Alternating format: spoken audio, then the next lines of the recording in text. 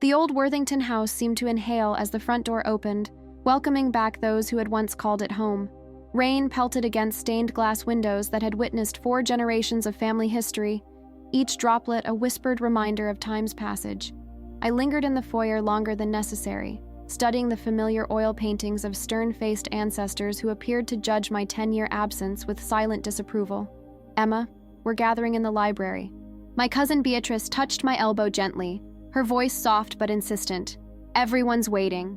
The library, Dad's sanctuary, with its leather-bound first editions and the lingering scent of pipe tobacco that no amount of cleaning could ever fully erase. I nodded, following Beatrice through the winding hallway, my heels clicking against hardwood floors that had been polished to a mirror shine for today's occasion. Worthington family reunions typically involved champagne and forced conversation about investments and vacation properties. Death, however, had its own peculiar way of stripping away pretenses. My father's funeral 3 days ago had brought together relatives who hadn't spoken in years, their grievances temporarily set aside in the performance of collective mourning.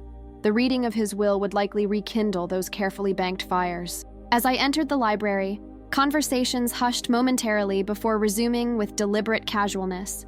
My brother Daniel stood by the windows, commanding attention even in silence. His tailored black suit emphasized the athletic frame that had made him a rowing champion at Yale, while his perfect posture reflected the military career that had followed. When he caught my eye, his smile carried a warmth reserved exclusively for family. "There she is," he said, crossing the room to embrace me.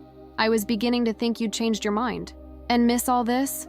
I gestured to the assembled relatives, pretending not to eavesdrop. "Wouldn't dream of it." Mr. Patterson, Dad's attorney for over 30 years, cleared his throat from his position at the massive oak desk. His silver-rimmed glasses caught the light as he arranged papers with meticulous precision, the ceremonial prelude to proceedings that would determine the fate of the Worthington fortune. "Now that everyone has arrived," he announced, "we can begin." The room settled into expectant silence. I found myself holding my breath as Mr. Patterson adjusted his glasses one final time and began to read in his measured, practiced cadence. "I, Harold James Worthington, being of sound mind and body, do hereby declare this to be my last will and testament." The preliminaries passed with polite nods and murmurs, standard legalese establishing the validity of the document, revocation of previous wills, appointment of executors. I studied the faces around me. Aunt Margaret, Dad's younger sister, maintaining her composed facade despite the slight tremble in her hands. Cousins Richard and Beatrice, children of Dad's deceased brother, their expressions carefully neutral. Uncle Walter, Dad's business partner for 30 years, his eyes fixed resolutely on the attorney. The distribution of personal effects began. Art collections to museums, specific jewelry pieces to various female relatives, books to university libraries, all expected and uncontroversial.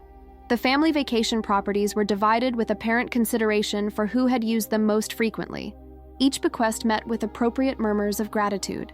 Then came the matter everyone was truly waiting for. Worthington Industries, the multinational corporation Dad had inherited from his father and transformed from a regional manufacturing company into a global technology leader.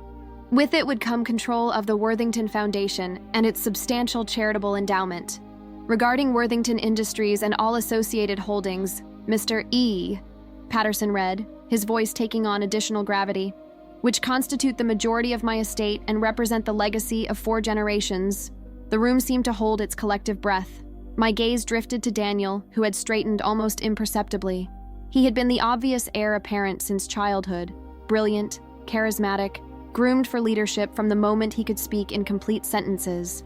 After graduating with honors from Yale, he had chosen to serve 5 years as a Marine officer before joining the company, working his way through various divisions, despite the nepotism that could have accelerated his ascent. Dad had often remarked, with unconcealed pride, that Daniel had earned the respect of employees and board members alike through merit rather than birthright.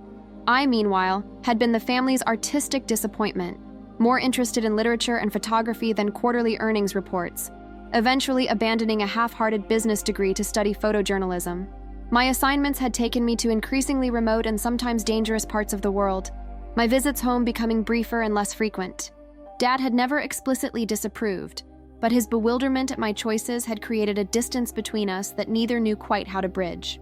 "To my son, Daniel Harold Worthington," Mr. Patterson continued, who has demonstrated exceptional business acumen, leadership capabilities, and commitment to the values upon which Worthington Industries was founded. Daniel's expression remained composed, though a slight flush colored his neck, the only tell from childhood that he was experiencing strong emotion. I bequeath controlling interest in Worthington Industries, comprising 60% of voting shares, along with chairmanship of the Worthington Foundation, effective immediately upon the reading of this will. The expected announcement was met with scattered applause, led by Uncle Walter, who reached over to clap Daniel firmly on the shoulder.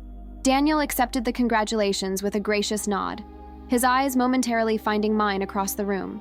I smiled and joined the applause, genuinely happy for my brother despite our different paths. As the applause faded, Mr. Patterson cleared his throat again. There is, however, one additional clause regarding this bequest. The room quieted immediately. Daniel's brow furrowed slightly. Clearly, this was something he hadn't anticipated. The controlling interest transferred to Daniel Harold Worthington is conditional upon the following. For a period of 1 year following my death, Daniel must work in equal partnership with his sister, Emma Claire Worthington, who will be granted temporary but equal voting authority and decision-making power within both Worthington Industries and the Worthington Foundation. The silence that followed was absolute. All eyes shuttled between Daniel and me, awaiting our reactions to this unexpected stipulation. I felt as though the floor had suddenly tilted beneath me, the familiar room becoming unstable territory. "There's one more line," Mr. Patterson added, his eyes meeting mine for the first time since he'd begun reading. "This partnership is non-negotiable. Should either party refuse to participate, all shares and authority will transfer to the Worthington Employee Ownership Trust, to be managed democratically by the company's workforce." The reception following the will reading had the stilted quality of a performance where half the cast had forgotten their lines. Family members approached Daniel and me with carefully constructed congratulations that couldn't quite mask their confusion, and, in some cases, poorly concealed amusement at our predicament. "Your father always did have a flair for the dramatic," Aunt Margaret commented, patting my hand, though I must say this particular twist surprised even me. Uncle Walter was more direct, cornering us by the drinks table with the authority of someone who had known us since childhood. Harold and I discussed succession planning for years, but he never mentioned this arrangement. His gaze shifted between us, assessing. "The board meeting is scheduled for Monday. I suggest you two figure out how to present a united front by then." Daniel maintained impeccable composure throughout, graciously accepting congratulations while deflecting questions about our vision for the company. Only when the last guest had departed and Mr. Patterson had retreated to the study with the executors did my brother's carefully constructed facade crack. "What the hell was Dad thinking?" he demanded, loosening his tie as he poured himself a generous measure of our father's prized scotch. "No offense, Emma, but you've spent the last decade photographing conflict zones and environmental disasters. What could you possibly contribute to running a technology corporation?" "None taken," I replied dryly, accepting the glass he offered. "I'm as surprised as you are. Maybe more so." We retreated to the window seat where we'd spent countless hours as children, watching storms roll in across the estate grounds. The rain had intensified, blurring the manicured gardens into impressionistic smudges of green and gray. "You could refuse," Daniel said after a lengthy silence. "Go back to your life. I wouldn't hold it against you." I studied him over the rim of my glass. "And trigger the employee ownership clause? That would be career suicide for you. I could convince the board it was a temporary measure, that I'd eventually consolidate control once the year requirement was technically satisfied." "No, you couldn't. Dad's attorneys would ensure the terms were followed to the letter." I sipped the scotch, letting it burn a path down my throat. "Besides, I'm not entirely sure the employee ownership option would be disaster. Plenty of successful companies operate that way." Daniel's expression suggested I'd just proposed converting the family estate into a water park. "This isn't some hippie co-op making organic soap, Emma. This is a multinational corporation with thousands of employees and shareholders who expect consistent returns." "And yet Dad clearly thought I had something to contribute," I countered, surprising myself with the flair of defensiveness. "He must have had reasons." Daniel's expression softened slightly. "Dad made emotional decisions sometimes, especially after Mom died. Maybe he just wanted us to reconcile whatever he imagined was wrong between us. There was some truth to that. Our relationship had grown increasingly distant in recent years. Not hostile, but characterized by the polite, surface-level interactions of people who had once been close, but no longer knew how to bridge the gap that education, career choices, and fundamentally different worldviews had created. Mr. Patterson's discreet cough interrupted our conversation. He stood in the doorway, holding a cream-colored envelope. "Before I leave, I was instructed to give you this once you were alone. Your father prepared it in the event that his will provisions caused consternation." The attorney handed the envelope to Daniel, who turned it over in his hands. Our names were written on the front in Dad's distinctive handwriting. "He anticipated our reaction," I remarked after Mr. Patterson had departed. "Of course he did. Dad was always 3 moves ahead." Daniel broke the seal and withdrew a single sheet of heavy stationery. He unfolded it, angling it so we could read it together. Dad's familiar handwriting filled the page. "Daniel and Emma, if you're reading this, you've just learned of my unconventional bequest. You're confused, perhaps angry, and certainly questioning my judgment. Good. Questions lead to understanding, if you're willing to listen for the answers. This arrangement isn't a test or a punishment. It's an opportunity, for both of you and for Worthington Industries. Daniel, you understand our business, but not our world. Emma, you understand our world, but not our business. Together, you possess the perspective that neither could achieve alone. The partnership is for 1 year because that's how long I estimate it will take for you to teach each other what you know, and to remember what you've forgotten, that you are strongest when working together, as you did before life pulled you in different directions. Trust this process, trust each other, and perhaps in time, you'll understand why I'm smiling as I write these words. With love and absolute confidence, Dad." Monday morning arrived with merciless swiftness. I stood before the mirror in my childhood bedroom, barely recognizing the woman reflected back. My usual practical field clothes replaced by a charcoal suit that Beatrice had helped me select during a whirlwind shopping expedition the previous day. "Board members respect traditional business attire," she had insisted, steering me away from the more colorful options I'd been drawn to. "At least until they take you seriously on your own merits." I wasn't entirely sure when that might happen. My crash course in Worthington Industries operations, delivered by Daniel in marathon sessions over the weekend, had left my head spinning with acronyms, market projections, and competitive analyses. The company had evolved dramatically since I'd last paid attention to its workings during college summer internships. "Ready?" Daniel appeared in the doorway, every inch the corporate air in his bespoke navy suit and regimental tie. The subtle shadows beneath his eyes were the only indication of our late-night preparation sessions. "As I'll ever be," I replied, gathering the portfolio he'd prepared for me, a curated selection of reports he'd deemed essential for understanding the current state of the company. The drive to Worthington headquarters passed in tense silence. The imposing glass and steel building that had replaced the original factory still bore the Worthington name in understated lettering above the entrance, a nod to heritage amid relentless modernization. Employees stared with undisguised curiosity as we crossed the lobby. News of the unusual succession arrangement had clearly spread, despite Mr. Patterson's assurances of confidentiality regarding the will's specific terms. "They're wondering if we'll tear the company apart fighting each other," Daniel murmured as we entered the executive elevator. "And will we?" I asked, only half joking. The ghost of a smile crossed his face. "Depends on how this meeting goes." The boardroom fell silent as we entered. 12 pairs of eyes tracked our progress to the head of the table, Dad's position for over 30 years, now conspicuously vacant. Daniel pulled out a chair for me before taking the seat beside it, a gesture that could be interpreted as either gentlemanly or strategic, depending on one's perspective. "Good morning," he began with practiced ease. "Thank you all for accommodating this meeting on short notice. As you're aware, my father's will contains specific provisions regarding leadership succession at Worthington Industries. My sister Emma and I are here to discuss how we will honor those provisions while ensuring stability and continued growth for the company." The board members' expressions ranged from polite interest to barely concealed skepticism. Most were significantly older than us, having served alongside Dad for years or decades. Their loyalty had been to him personally as much as to the corporation. Walter Harrington, Dad's closest friend on the board, spoke first. "While we all appreciate family sentiment, Worthington Industries is not a family scrapbook project. It's a publicly traded company with responsibilities to shareholders, employees, and customers." His gaze settled on me. "No offense, Emma, but your qualifications for co-leading a technology corporation are non-traditional, to say the least." Before Daniel could intervene, I leaned forward. "You're absolutely right, Mr. Harrington. My background is unconventional for this role. I've spent the past decade documenting how technology impacts communities globally. often in places where Worthington products are used in ways their developers never anticipated. I opened my portfolio and removed several photographs, sliding them across the polished table. These are from a remote village in Kenya where your solar power units have been adapted to serve as a community's entire electrical grid. And these, I pushed forward another set, show how Worthington water filtration systems designed for emergency relief are being permanently installed in regions facing chronic contamination issues. The board members leaned in despite themselves, examining the images with growing interest. With respect, Mr. Harrington, perhaps my non-traditional perspective is precisely what my father valued.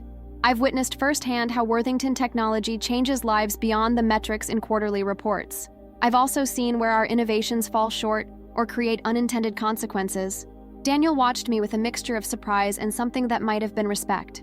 What my sister offers, he added smoothly, is a perspective that extends beyond market penetration and profit margins to the actual human impact of our business decisions, something increasingly valued by investors, partners, and customers alike. A thoughtful silence followed.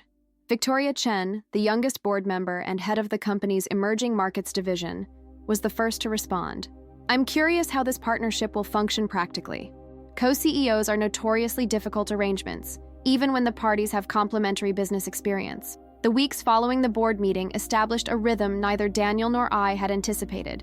While skepticism about our arrangement persisted in certain quarters, we had managed to project enough unity of purpose to prevent immediate crisis. The board had granted us a provisional period to demonstrate our collaborative leadership, with quarterly reviews scheduled to assess progress. We divided responsibilities according to our strengths, Daniel handling operations, finance, and stakeholder relations, while I focused on product development, corporate social responsibility, and emerging markets. The arrangement necessitated constant communication, transforming Dad's study into a shared workspace where we spent most evenings reviewing the day's developments and aligning on strategy.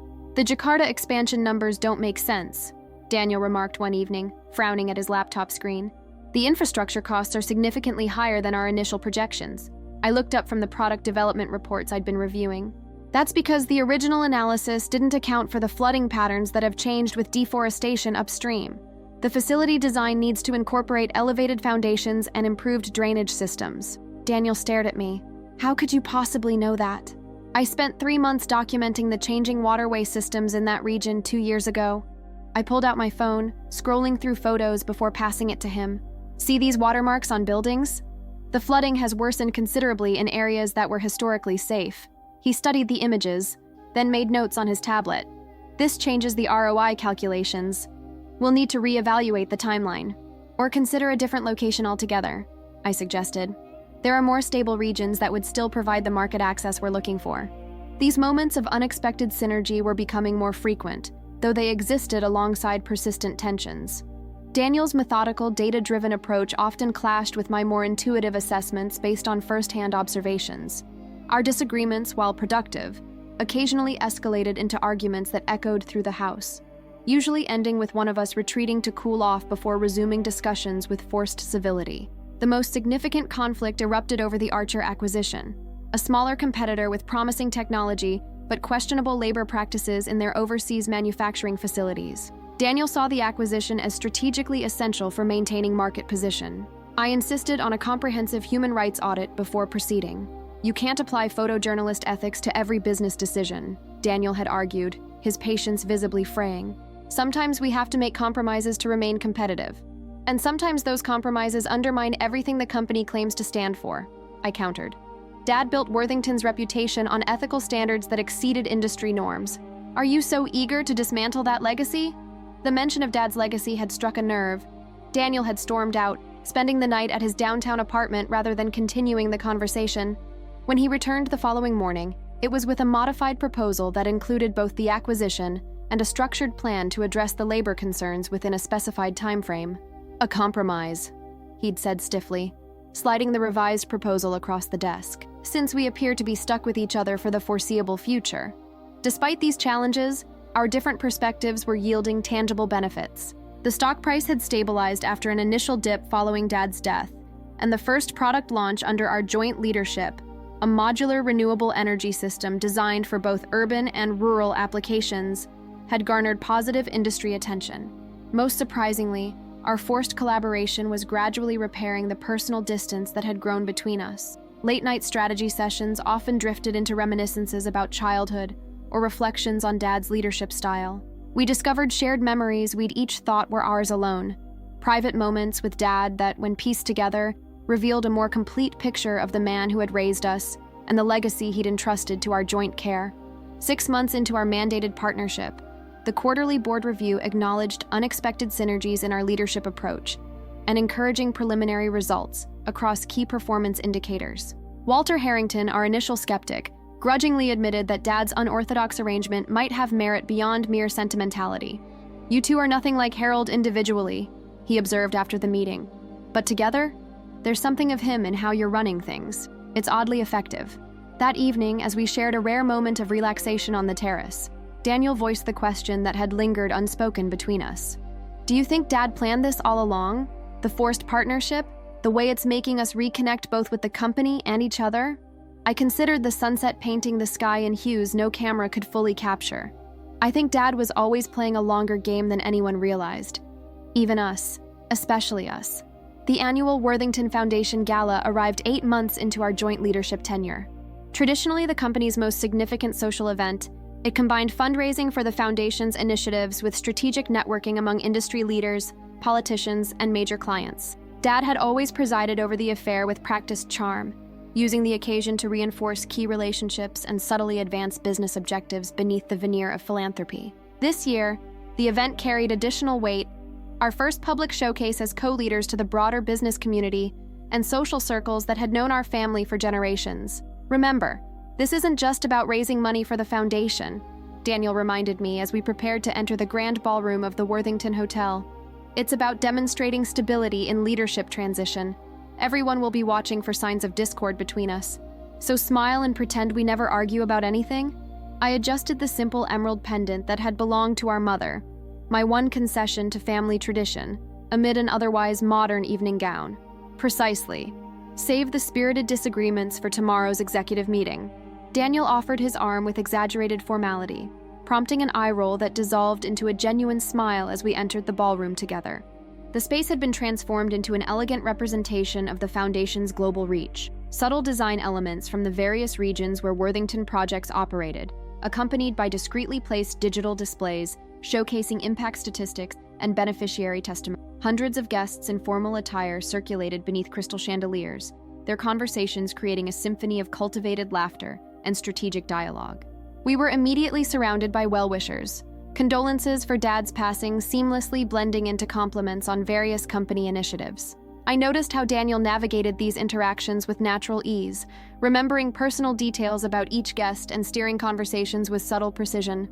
Where I would have retreated to a quiet corner with a camera in the past, I now found myself engaging with unexpected confidence, drawing on my global experiences to connect with guests on substantive issues rather than social pleasantries. "The dynamic duo appears to be functioning well," observed Victoria Chen, approaching with champagne flutes for each of us. "The rumored corporate apocalypse seems to have been averted."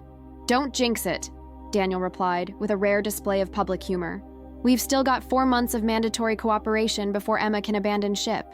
"Bold of you to assume I'd be the one to leave," I countered, matching his light tone while noting the underlying question that had begun to surface in our private discussions. What would happen when Dad's mandated year concluded? As the evening progressed, we separated to cover more ground, each working different sections of the room according to our established strengths and relationships. I found myself engaged in an unexpected conversation with Senator Harrison, whose committee oversight included technology regulation and international trade policy. "Your father always had a particular talent for anticipating shifts in the global landscape," the senator remarked. "I'm curious how Worthington Industries is positioning itself regarding the emerging regulatory frameworks in Southeast Asia." Before I could formulate a response that wouldn't reveal the gaps in my knowledge, Daniel appeared at my side as if summoned. "Senator, perfect timing. Emma was just telling me about your interest in our Southeast Asian strategy. We've actually been developing a comprehensive approach that addresses both the regulatory concerns and the regional infrastructure challenges." What followed was a seamless exchange where Daniel provided the policy and market specifics, while I contributed contextual insights about regional dynamics and community impacts. The conversation flowed naturally between us, each building on the other's points without the careful delineation of territory that had marked our early joint appearances. the senator appeared impressed. Harold would be pleased to see such alignment in vision. Different perspectives, certainly, but complementary rather than contradictory. Refreshing in today's business environment. Later, as Daniel delivered the traditional leadership address from the podium, he departed from the prepared remarks we had reviewed together. The Worthington Foundation has always reflected my father's belief that business success and social responsibility are inseparable concerns, he stated, his gaze finding mine in the audience. What I've come to appreciate more deeply these past months is how that principle must evolve to meet changing global realities. My sister Emma's perspective has been invaluable in helping Worthington Industries see beyond quarterly horizons to longer-term impacts and opportunities. He raised his glass in my direction, a public acknowledgement that caused a ripple of approving murmurs through the audience. To my father's wisdom in bringing diverse viewpoints to our leadership approach, and to partnerships that challenge us to grow beyond our individual limitations. The gesture was unexpected, not part of our carefully coordinated public narrative, but a genuine recognition that caught me off guard with its sincerity. As applause filled the room, I felt a curious sense of belonging I hadn't experienced in the Worthington world since childhood. Later, as the event wound down and we found a moment of privacy in Dad's, now our office adjacent to the ballroom, I broached the subject that had been increasingly on my mind. We should discuss what happens after the year ends, I said, removing my uncomfortable heels and collapsing into one of the leather chairs. The succession plan only specifies the mandatory partnership period, not what follows. The quarterly financial review fell exactly 1 week before the anniversary of Dad's death, and with it, the conclusion of our mandated partnership. The timing created an unspoken tension that permeated our preparation session, the question of what next, hovering between us like an uninvited guest. The board meeting itself proceeded with the efficient formality that had become our norm. Performance indicators showed consistent improvement across divisions, with particular strength in the emerging markets where our combined approach had yielded unexpected advantages. The renewable energy division, my particular focus, had exceeded projections, while Daniel's streamlining of supply chain logistics had significantly improved margins in our established product lines. Before we conclude, Walter said as the formal agenda items were completed, we should address the imminent end of the unusual arrangement stipulated in Harold's will. The board would appreciate understanding your intentions regarding leadership structure moving forward. All eyes shifted between Daniel and me. We had discussed this moment extensively but had reached no definitive conclusion, each of us hesitant to definitively relinquish the partnership that had proven more effective than either of us had anticipated. We've prepared several options for the board's consideration, Daniel began, his professional tone masking the complex emotions I knew he was navigating. Each represents a different approach to building on the progress we've achieved while adapting to the conclusion of the mandated joint leadership period. I distributed the document we had prepared, watching as board members flipped through the alternatives we'd outlined. A return to traditional single CEO structure with Daniel at the helm and me transitioning to lead the foundation. Continuation of the dual leadership model with more clearly defined domains, or a new executive structure with a small leadership council including both of us alongside key division heads. These all appear to be collaborative options, Victoria noted, looking up from the document with undisguised curiosity. None propose a complete separation of responsibilities or Emma's departure from company leadership. That's not what many of us expected. The past 10 months have demonstrated the value of our complementary perspectives, I explained. While our approaches often differ, the results speak for themselves. We believe maintaining some form of shared leadership, whether direct or through a revised structure, offers the strongest path forward. Walter leaned back in his chair, studying us with the penetrating gaze that had intimidated me in our early meetings. Harold would be amused by this outcome. He always did enjoy being proven right, especially when others doubted his judgment.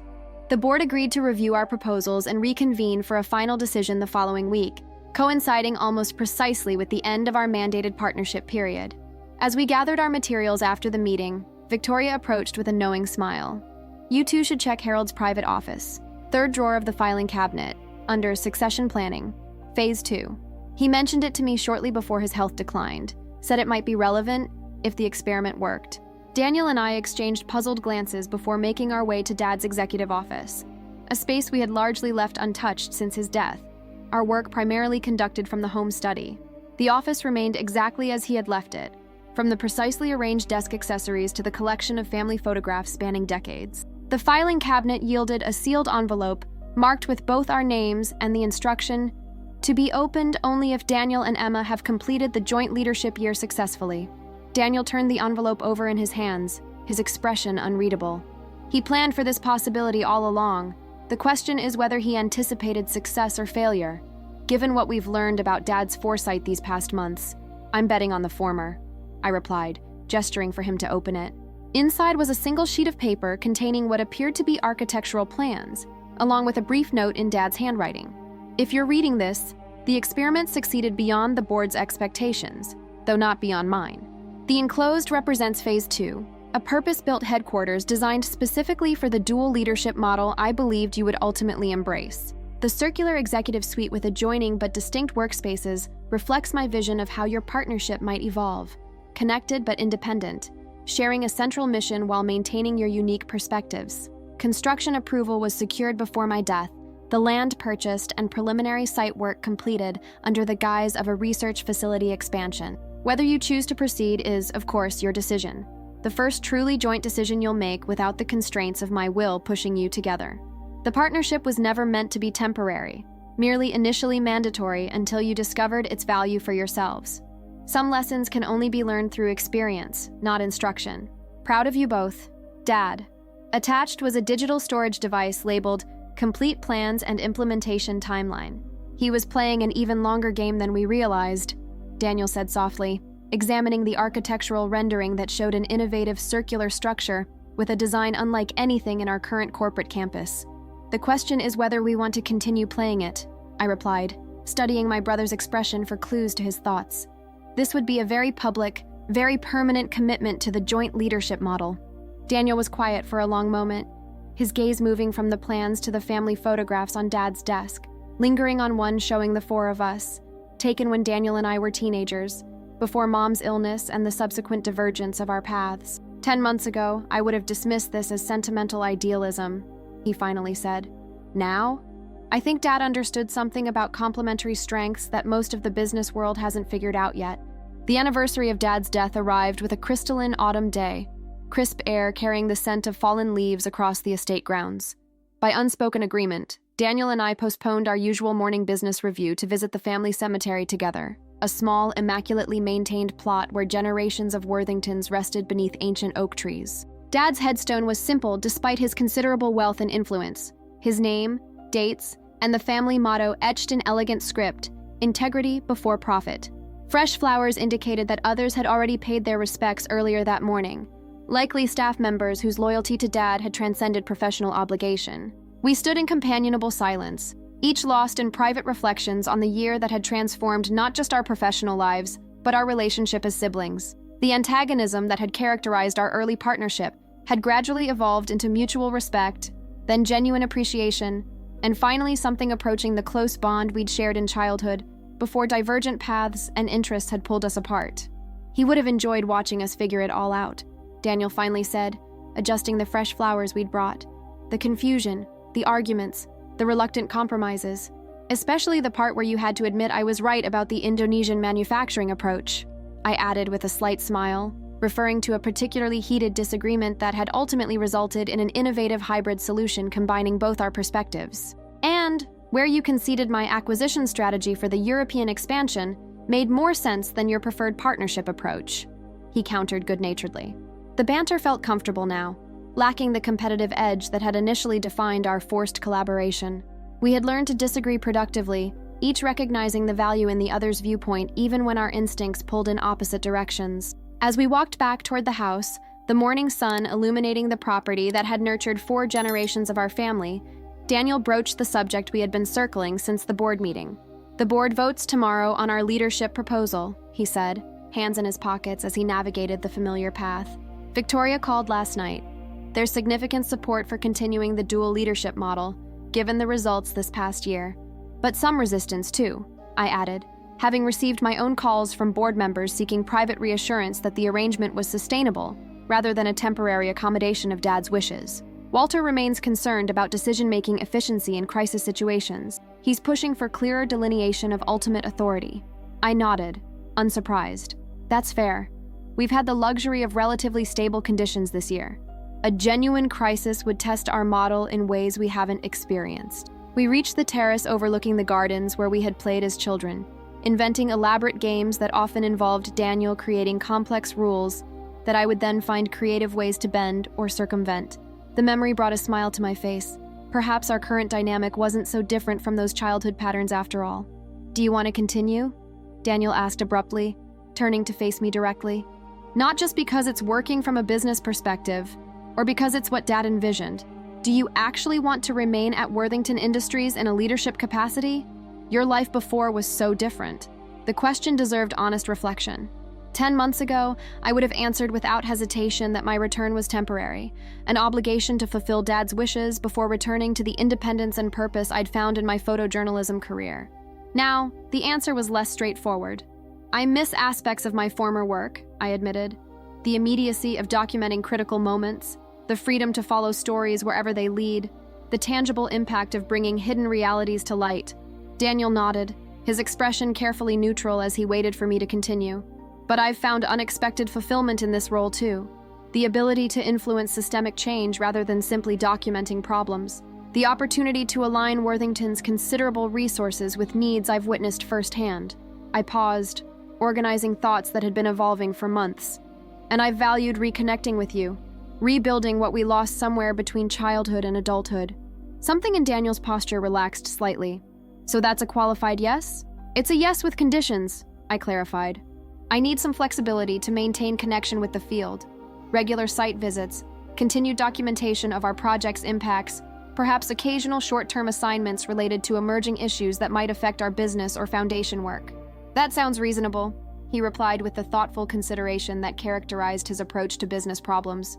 "We could structure leadership responsibilities to accommodate periodic absences, perhaps with rotating coverage among the executive team." The conversation continued as we made our way back to the house, our discussion of practical arrangements interspersed with deeper reflections on Dad's legacy and our evolving interpretation of the family business philosophy. By the time we reached his study, now truly our shared workspace, we had outlined a refined proposal for the board that incorporated lessons from our year of forced partnership into a sustainable long-term model. Daniel paused before entering, his hand on the doorframe. For what it's worth, I'm glad Dad included that final line in his will, as irritating as it was initially. "Definitely irritating," I agreed with a laugh. But apparently he knew us better than we knew ourselves. The groundbreaking ceremony for the new Worthington headquarters took place exactly 14 months after Dad's death. The innovative circular design had captured media attention, with business publications speculating about the revolutionary leadership structure it represented. Standing before the assembled crowd of employees, board members, and local officials, I felt a momentary vertigo at how dramatically my life had changed since that rainy afternoon in the library when Mr. Patterson had read the fateful final line of Dad's will. Daniel delivered his portion of our joint address with characteristic polish, outlining the technical specifications and sustainability features of the new facility. When he turned the microphone over to me, our seamless transition reflected the partnership that had evolved from forced arrangement to deliberate choice. "This building represents more than a new corporate headquarters," I explained, gesturing toward the architectural renderings displayed on large screens. "It embodies a philosophy about how different perspectives, when properly integrated, create outcomes stronger than either could achieve independently. The design literally brings diverse functions into conversation with each other, just as our leadership approach brings different viewpoints into productive dialogue." As I continued, highlighting how the facility would serve as both workspace and showcase for Worthington technologies, I caught Walter's eye in the front row. His skepticism had gradually transformed to cautious support over the past months, particularly after our handling of the Fisher Technologies crisis, a potential public relations disaster involving a partner company's environmental violations that we had navigated with a combination of Daniel's strategic corporate response and my insistence on transparent accountability measures. Following the ceremony, the executive team gathered for a celebratory lunch in what would eventually become the central courtyard of the new headquarters. The mood was upbeat, with conversation flowing easily between the traditional corporate executives who had initially viewed my inclusion with suspicion, and the newer team members recruited specifically for their unconventional backgrounds and perspectives. "Your father would be pleased," Victoria commented, joining Daniel and me at a momentary remove from the larger group. "Not just with the company's performance, but with how you two have grown into your roles, together and individually. He orchestrated it all rather meticulously," Daniel observed, though without the resentment that might have colored such a statement a year earlier. The forced partnership, the vault of information revealed in strategic stages, even the architectural plans held in reserve until we'd proven the model viable. Do you think he anticipated everything that's happened? Victoria asked, her expression thoughtful. The Fisher crisis? The Asian market expansion opportunity? The Westerly merger attempt? I shook my head. Not the specific events, but he understood the pattern of challenges any leadership would face, and he believed the combination of our approaches would navigate those challenges more successfully than either of us alone. The whole greater than the sum of its parts, Daniel added, raising his water glass in a subtle toast to our absent father, a principle he applied to technology development that apparently works for family succession planning as well. As the lunch concluded and team members dispersed to afternoon commitments, I found myself drawn to the perimeter of the construction site. Temporary fencing couldn't obscure the sweeping views that had factored into Dad's selection of this location. Rolling hills transitioning to the city skyline where the original Worthington factory had once stood. The company's journey from regional manufacturer to global technology leader visible in the evolution of the landscape itself. Daniel joined me, his tablet tucked under his arm containing the morning's market reports and afternoon meeting agendas. Penny for your thoughts? Just reflecting on parallel journeys, I replied. The company's evolution and our own. Dad witnessed the former but had to orchestrate the latter from beyond the grave. Speaking of journeys, Daniel segued with deliberate casualness, the board approved your proposal for the documentation initiative. 3 weeks in the field, capturing the real-world applications of Worthington technologies across developing markets. The project had been my brainchild, a way to integrate my photojournalistic background with our corporate storytelling, creating visual narratives about technology impacts that would inform both product development and marketing approaches. The board's approval represented their final endorsement of our integrated leadership model, acknowledging that my periodic fieldwork strengthened rather than detracted from my executive role. They had 2 conditions, Daniel continued, unable to suppress a slight smile. First, that I accompany you for at least part of the journey to understand firsthand the context you've been describing in our strategy sessions. This was unexpected. Daniel's distaste for the logistical challenges and discomforts of developing world travel had been a running joke between us. You're willing to trade your ergonomic office chair for field conditions? Who are you and what have you done with my brother? Consider it long overdue fieldwork, he replied with a shrug that didn't quite disguise his apprehension. If our leadership model is about integrating perspectives, I should probably experience yours directly rather than just hearing about it in presentations. And the second condition? That the documentation extend beyond external applications to include the internal transformation story, how Worthington's leadership evolution is changing our corporate culture and decision-making processes. He handed me a formal proposal bearing the board's approval signatures. They think it has implications beyond our company, possibly even case study potential for business schools and leadership programs. The notion of our forced partnership becoming a model for others might have seemed absurd 14 months ago. Now, examining the construction site that would physically manifest our collaborative approach, it felt like the natural next chapter in a story Dad had outlined but left us to write. From Dad's final clause to business school case study, I mused. That's quite a journey. And we're just getting started, Daniel replied, his gaze fixed on the foundation being prepared for a structure designed to house our continued partnership. No longer mandated by a will, but chosen through experience and sustained by results that neither of us could have achieved alone. The rural village outside Nairobi hummed with anticipation as our small convoy navigated the unpaved road leading to the community center. Children ran alongside our vehicles, their excited voices forming a welcoming chorus that contrasted sharply with the corporate formalities Daniel was accustomed to. I watched my brother's expression shift from jet-lagged discomfort to genuine curiosity as he took in the scene. Worthington solar arrays prominently positioned atop simple structures, women operating tablet-based business systems under shade trees, a community water filtration system bearing our company logo, serving as a central gathering point. This is what you've been trying to describe in all those strategy meetings, he said quietly as we stepped from the vehicle. Seeing it directly is different. Context changes everything, I replied, already reaching for my camera to document his first immersive exposure to our technologies in action. That's been my point all along. The 2 weeks of field visits had been transformative for our working relationship. Daniel, despite his initial discomfort with the travel conditions, had embraced the opportunity with characteristic thoroughness, asking detailed questions of community leaders, taking extensive notes on product adaptations and unexpected applications, gradually developing the contextual understanding that had previously been my exclusive domain in our partnership. For my part, I gained deeper appreciation for the business complexities Daniel navigated daily. Our evening discussions in modest guest houses and temporary accommodations had become intensive business seminars, with Daniel explaining financing structures, regulatory considerations, and supply chain logistics that enabled the technologies we were observing on the ground. Today marked the culmination of our joint field experience, the inauguration of an integrated technology center, combining Worthington's renewable energy, water purification, and digital connectivity solutions into a comprehensive community resource. The project embodied our evolving corporate philosophy, technology designed with real-world context in mind, deployed with community participation, and supported through sustainable business models rather than traditional charity. As Daniel delivered his portion of the opening remarks, I was struck by how naturally he incorporated references to local conditions and cultural factors, elements he would have considered irrelevant to business discussions a year earlier.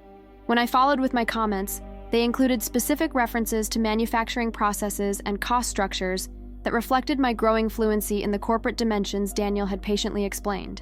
The community celebration that followed the formal opening stretched into evening, with traditional music and dancing, giving way to practical demonstrations of how local entrepreneurs would utilize the center's resources. As darkness fell, the Worthington solar lighting systems illuminated the gathering, creating pools of light where continuing conversations blended business practicalities with human connections. "Ms.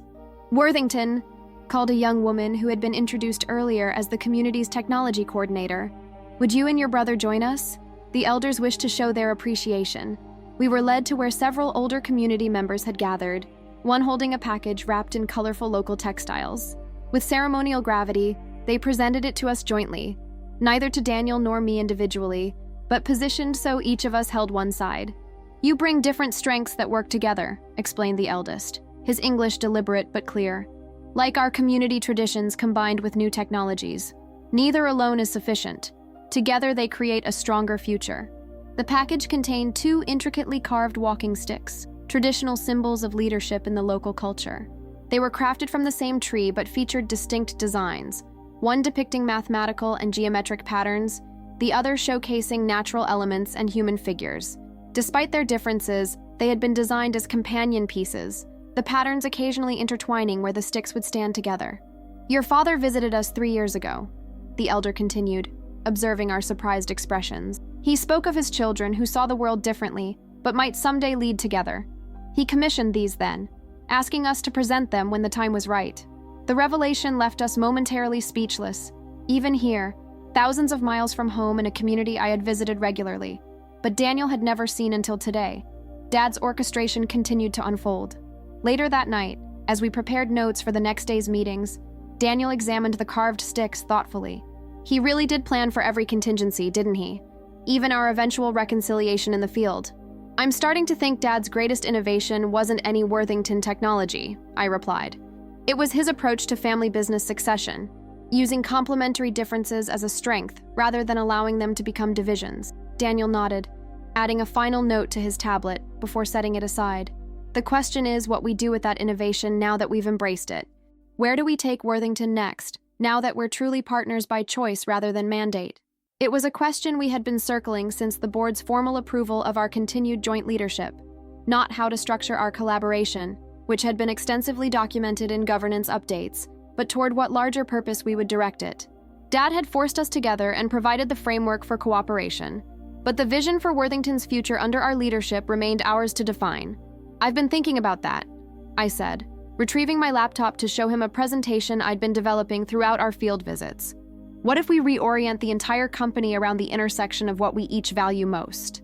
The slides outlined a bold strategic pivot, maintaining our core technology businesses, but reframing their purpose around measurable human impact and sustainable innovation, rather than traditional market dominance metrics. It wasn't a conventional corporate strategy by any measure, but neither was our leadership arrangement. Daniel studied the proposal with the focused attention he brought to all business matters, asking clarifying questions and noting potential implementation challenges. Rather than the immediate dismissal such an unconventional approach might have received months earlier, his response reflected the evolution in our working relationship, critical assessment balanced with openness to perspectives different from his own. "It's ambitious," he finally said.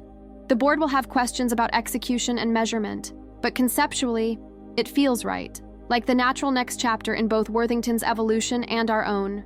The 2-year anniversary of our joint leadership arrived with considerably less fanfare than the tumultuous beginning or even the 1-year milestone that had marked our transition from mandated partnership to chosen collaboration.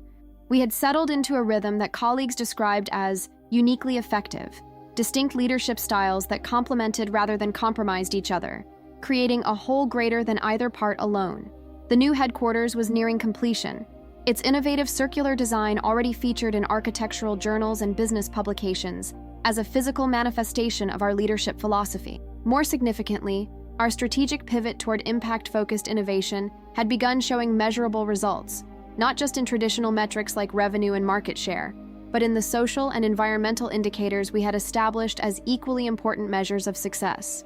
To mark the occasion, we had organized a private dinner for the core team that had supported our unconventional journey, the board members who had eventually embraced Dad's vision, the executives who had adapted to our dual leadership approach, and the key advisors who had helped translate our complementary perspectives into cohesive corporate strategy.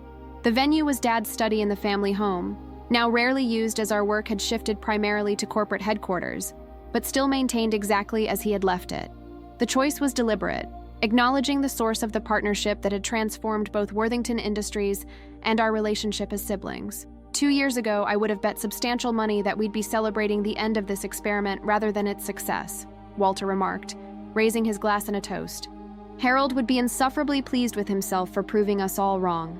The comment prompted appreciative laughter around the table. Dad's reputation for being right in the long run had been a running joke among his business associates for decades. His uncanny ability to see several moves ahead in both corporate strategy and personal matters, often frustrating those who couldn't immediately grasp his vision. He certainly orchestrated quite a legacy, Victoria added. Not just in corporate terms, but in family ones as well. The partnership you two have built goes well beyond what his will mandated.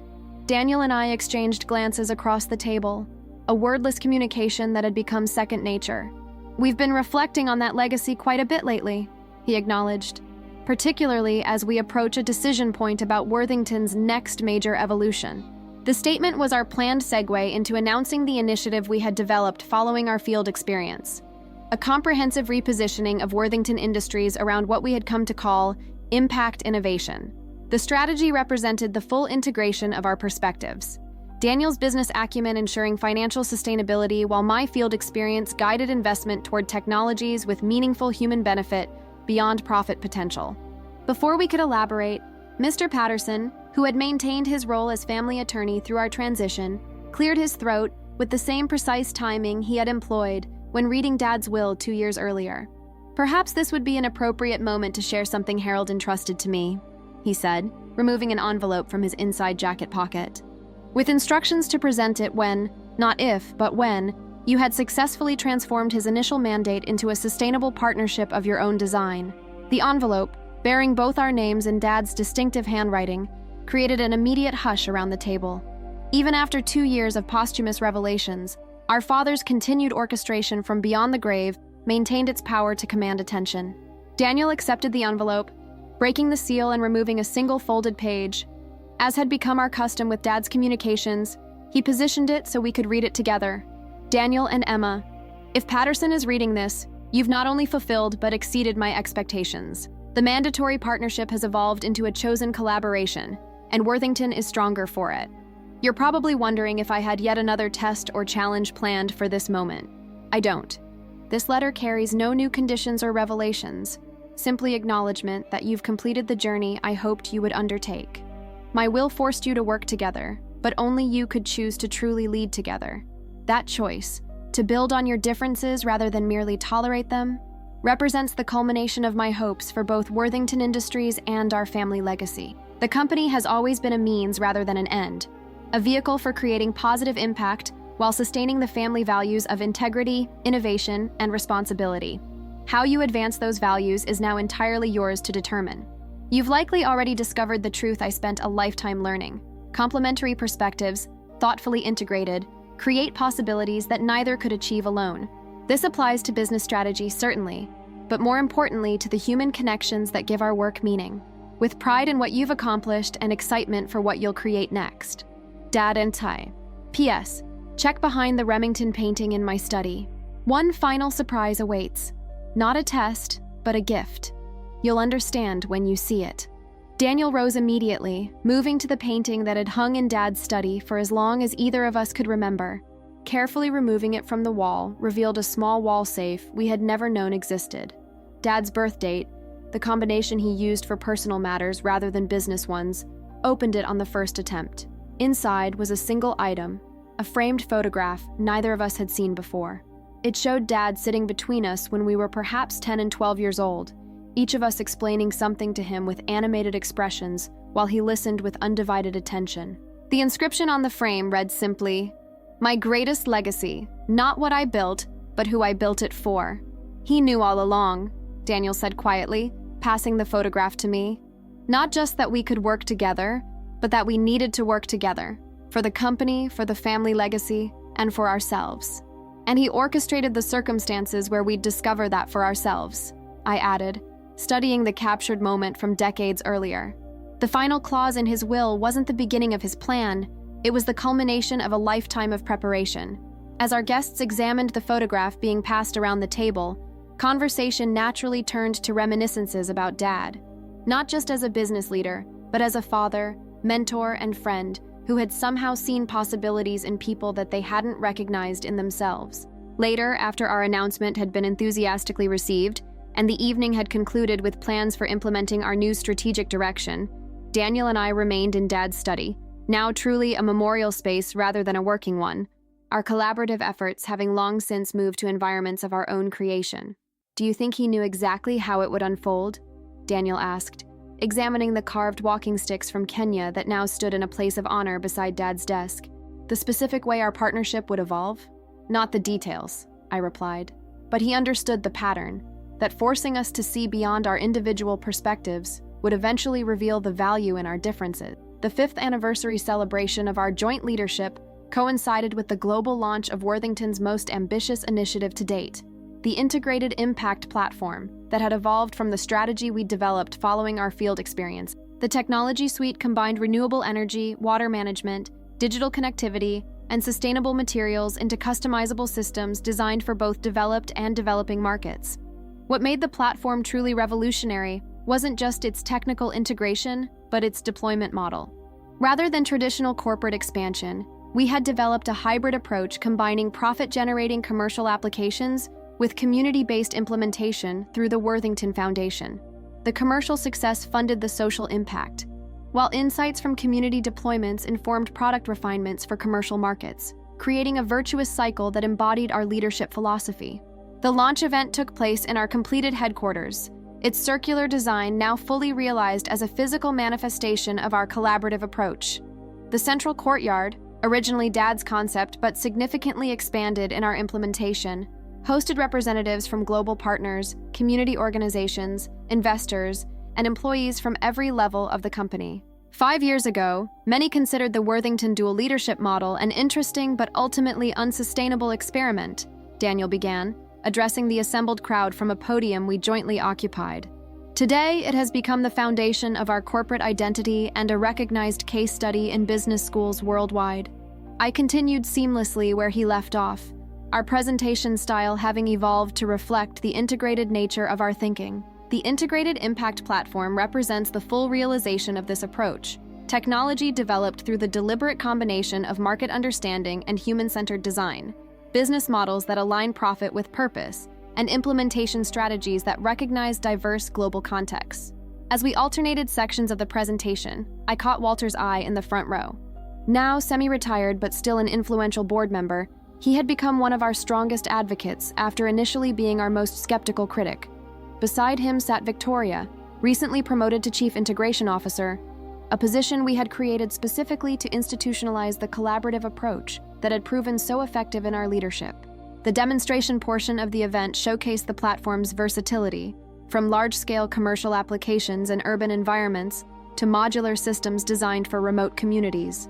Live video connections featured implementations already underway in 12 countries, with local partners explaining how the technology was being adapted to specific cultural and environmental contexts. What you're witnessing isn't just a product launch, Daniel explained as the demonstrations concluded. It's the culmination of a journey that began with our father's unconventional succession plan and evolved through our gradually deepening understanding of how complementary perspectives create stronger outcomes than either could achieve alone. That journey continues, I added. Today we're announcing the Worthington Collaborative Innovation Initiative, a formal program to extend our dual leadership philosophy throughout the organization and to our external partnerships. The initiative would establish paired leadership positions across key divisions, deliberately combining individuals with different backgrounds, thinking styles, and areas of expertise. The approach had already been piloted in 3 divisions with remarkable results: increased innovation, more robust decision-making, and notably improved employee engagement measures. As the formal presentation concluded and the event transitioned to interactive demonstrations, Daniel and I found a moment of relative privacy on the mezzanine overlooking the courtyard. Below us, board members mingled with community partners from developing regions, engineers demonstrated technical features to potential clients, and employees proudly explained their contributions to visitors. Quite different from the board meeting where we first presented our joint leadership approach, Daniel observed, surveying the diverse gathering that represented our expanded vision for Worthington. When Walter suggested I might be better suited to nature photography than corporate leadership, I recalled with a laugh. He's come around rather dramatically. We all have, Daniel acknowledged, including us. I can barely remember what it felt like to view the company solely through financial and operational lenses. And I've developed unexpected appreciation for quarterly projections and shareholder concerns, I added, though I still maintain that field context matters more than spreadsheet projections. A position you've made abundantly clear in every budget meeting for 5 years, he replied with the good-natured exasperation that characterized our working relationship. Usually right before proving your point with examples that force us to reconsider our assumptions. The comfortable banter reflected how far we had come from the tense, suspicious partnership that had begun in the library 5 years earlier. What Dad had mandated through his will, we had transformed into something neither he nor we could have fully envisioned. A genuinely integrated leadership approach that had redefined not just Worthington Industries, but our understanding of business purpose more broadly. Our attention was drawn to a particular gathering below, a group of business school students interviewing Walter about the evolution of our leadership model. His animated gestures suggested he was recounting the dramatic early days with considerable embellishment, provoking laughter from his young audience. He's telling the applause story again, Daniel noted, referring to the moment when the final line of Dad's will had been read, transforming what should have been his solo triumph into our joint challenge. It's become quite the corporate legend, I agreed, though I notice he always emphasizes his initial skepticism before revealing his eventual conversion to advocate. Good storytelling requires dramatic tension, Daniel replied, something Dad understood better than anyone. The mention of our father drew our attention to the discreet memorial installed in the courtyard's center. Not a traditional statue or plaque, but an innovative installation that captured his essence more accurately. A circular bench surrounded a small reflection pool, its surface occasionally rippling with quotes from his business philosophy projected in light across the water. The design encouraged conversation and reflection, rather than passive observation, an interactive memorial for a man who had valued engagement over adulation. He'd be pleased, I said softly, watching employees showing the memorial to visitors, explaining its significance to Worthington's evolution. Not just with the company's success, but with how we've carried forward his values while creating something distinctly our own. The ultimate succession plan, Daniel agreed. Not just transferring control, but transforming it into something stronger through the very differences he recognized in us long before we did.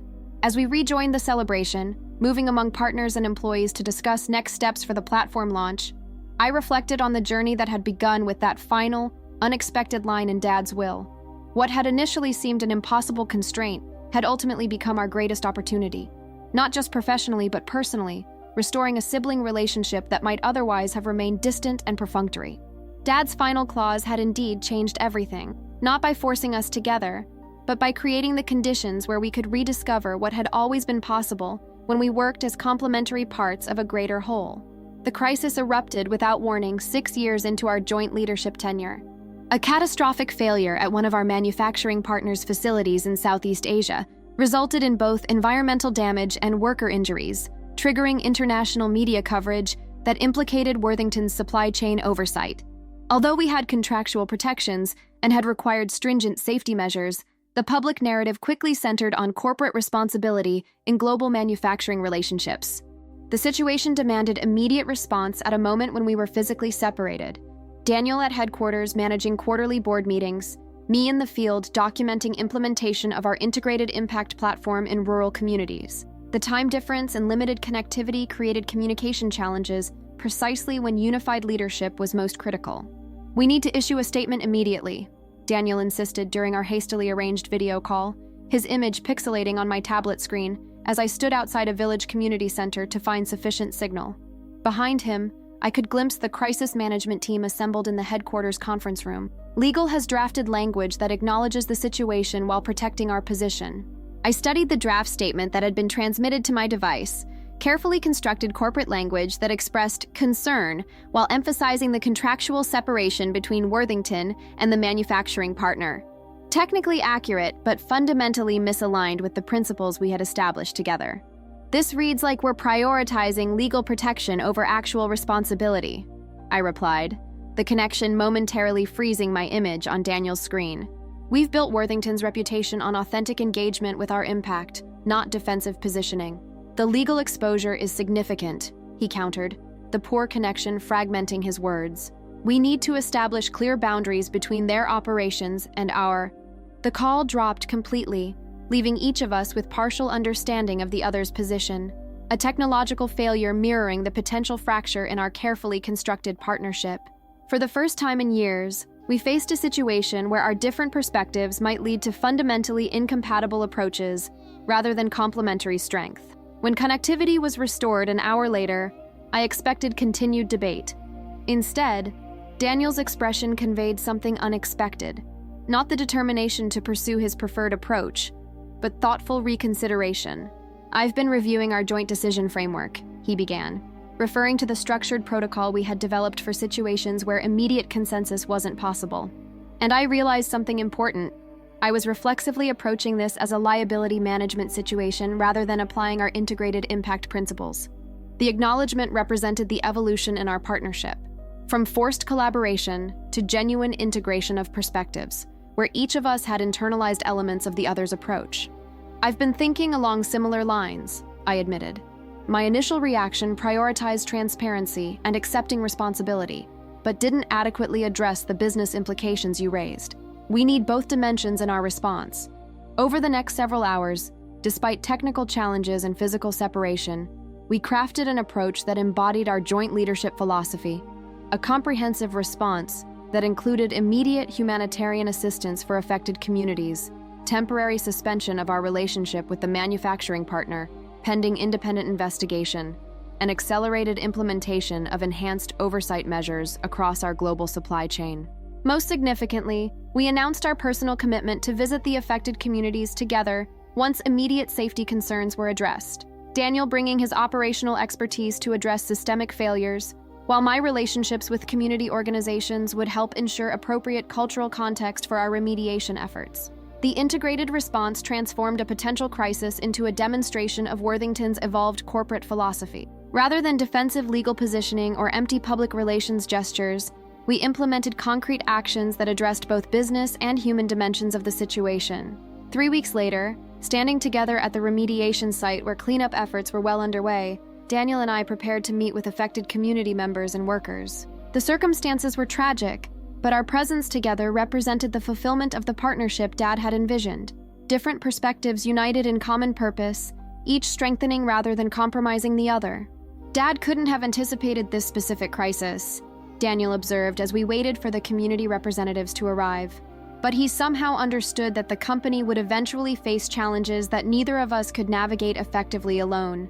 The final clause in his will wasn't about controlling us from beyond the grave, I realized, the years having brought clarity to Dad's intentions. It was about preparing Worthington for a future where integrated leadership would be essential rather than optional. As we moved forward to greet the community leaders, our complementary approaches seamlessly blending technical solutions with human connection, the wisdom of Dad's unconventional succession plan was never more evident.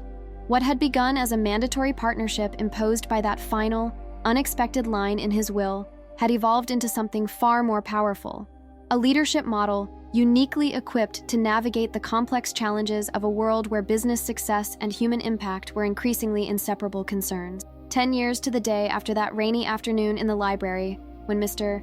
Patterson had read the final unexpected line of Dad's will, Daniel and I stood together on the observation deck of Worthington headquarters. The circular building that had physically manifested our partnership philosophy now anchored a campus that had expanded to include research facilities, collaborative spaces for community partners, and the Worthington Leadership Institute, where our dual leadership model was studied and adapted by organizations worldwide. The decade had transformed both Worthington Industries and ourselves in ways neither Dad nor we could have fully anticipated.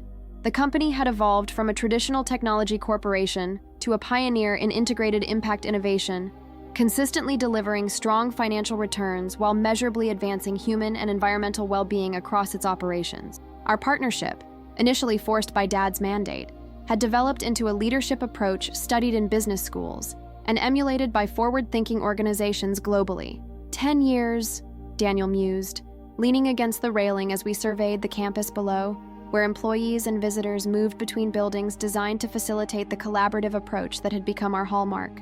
Longer than most marriages these days, with similar challenges and rewards, I added with a smile, though fewer romantic complications, thankfully. The observation prompted the comfortable laughter that characterized our relationship now, the ease of two people who had moved beyond both the antagonism of our early forced partnership and the tentative reconciliation that had followed into genuine appreciation for our complementary strengths. The anniversary had been marked by a series of events celebrating Worthington's evolution under our joint leadership, a technology showcase highlighting innovations developed through our integrated approach, a global impact report documenting measurable improvements in communities where our systems operated, and an economic analysis confirming that our purpose-driven strategy had delivered superior financial returns compared to traditional profit maximization approaches. Most meaningful had been the informal gathering of employees who had experienced the company's transformation firsthand, from those who remembered Dad's sole leadership through the initial skepticism about our forced partnership, to newer team members attracted specifically by the integrated impact vision we had ultimately created together. "What do you think Dad would make of what Worthington has become?" Daniel asked, voicing the question that had surfaced throughout the anniversary observations. I considered this thoughtfully. I think he'd recognize his values in what we've built, but be pleasantly surprised by how we've expressed them. He created the conditions for transformation, but the specific evolution has been uniquely ours. Conditional inheritance with unexpected outcomes, Daniel summarized with a wry smile. The ultimate legacy planning. Below us, the afternoon shift change brought new movement to the campus. Employees departing while others arrived, partners from community organizations continuing collaborative projects, students from the Leadership Institute observing Worthington's integrated operations firsthand. The ecosystem we had cultivated reflected our shared belief that different perspectives, properly integrated, created outcomes stronger than any single approach could achieve. "We should head down," I suggested, checking the time. "The board reception starts in 30 minutes, and Walter will never let us hear the end of it if we're late to our own anniversary celebration." As we turned to leave, Daniel paused by the memorial display installed near the observation deck entrance, a simple interactive exhibit chronicling Worthington's evolution through 3 generations of family leadership. At its center was the framed photograph Dad had left in his study safe, showing him listening intently as his young children explained their different views of the world. That final clause changed everything, Daniel reflected, studying the image that had come to symbolize our journey. Not just for Worthington, but for us personally. I wonder if he knew how completely it would transform our relationship, not just our business approach. "I think that was always his primary goal," I replied.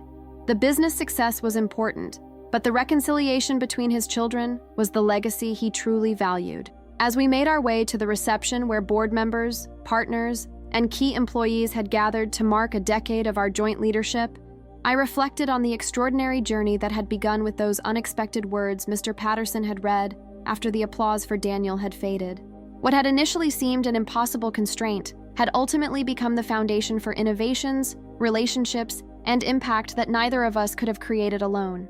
Dad's final clause, "There's one more line," had indeed changed everything, not by forcing us into an artificial partnership, but by creating the conditions where we could discover the strength that existed in our differences. The inheritance had never been primarily about Worthington Industries.